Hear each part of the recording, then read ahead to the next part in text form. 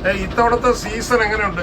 ഈ ട്രോളിംഗ് നിരോധനം കഴിഞ്ഞുള്ള സീസൺ ഈ എല്ലാ കൊല്ലവും എന്ന് പറയുമ്പോൾ നമുക്ക് മഴയൊക്കെ കിട്ടി, മഴ കിഴക്കുന്നുള്ള വെള്ളമൊക്കെ ഇറങ്ങുമ്പോൾ സാധാരണ ഈ കരിക്കടിപ്പണിയൊക്കെ നേരത്തെ ഫസ്റ്റിലെ തന്നെ സ്റ്റാർട്ട് ചെയ്ത് കൊടുക്കുന്നുണ്ട്.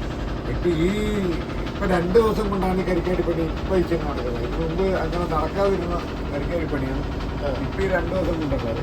കിണാപ്പണിയൊക്കെ നല്ല രീതിയിൽ നടക്കേണ്ട, വെള്ളക്കിണാപ്പണി നടന്നില്ല. അതുപോലെ തന്നെ തേക്കണാപ്പണി വലുതായിട്ട് നടന്നില്ല. പിന്നെ കിളി കുറേശ്ശെ ഉണ്ടായിരുന്നു. അത് സാധാരണ പറഞ്ഞ പോലെ പുള്ളിക്കണക്കിന് കിളി പറയുന്നിടത്ത് ഇപ്പം 10-15 കൊട്ട കിളി എല്ലാം 3 കൊട്ട 4 കൊട്ട അങ്ങനെ കുറഞ്ഞ കിളി. കിളി എന്ന് പറയുന്നത് സാധാരണ സീസൺ കിളി വരുന്നത് പറയുമ്പോഴത്തേക്ക് 2-3 പുള്ളി കിളിയിട്ട് ഓരോ 2 മലമേൽ ചോടി വരുന്ന സമയമാണ്. ഈ കിളിപ്പണി നടന്നില്ല, കരിക്കാടിപ്പണി ഇതുവരെ നടന്നില്ല. ഇപ്പോഴാണ് ഈ 2 ദിവസം കൊണ്ടാണ് വള്ളം പോട്ട് ഇറക്കിച്ചിട്ട് കരിക്കാടിപ്പണി. അല്ലാതെ പിന്നെ ഈ കിളി പിന്നെ ഈ കഴിഞ്ഞിട്ടുവരെയും കുറേശ്ശെ കട്ടിക്കില്ല. ഈ പുള്ളിക്കിടക്കിന് പെടുന്നതിന് പകരം കുറേശ്ശെ പെടുന്നുണ്ട്.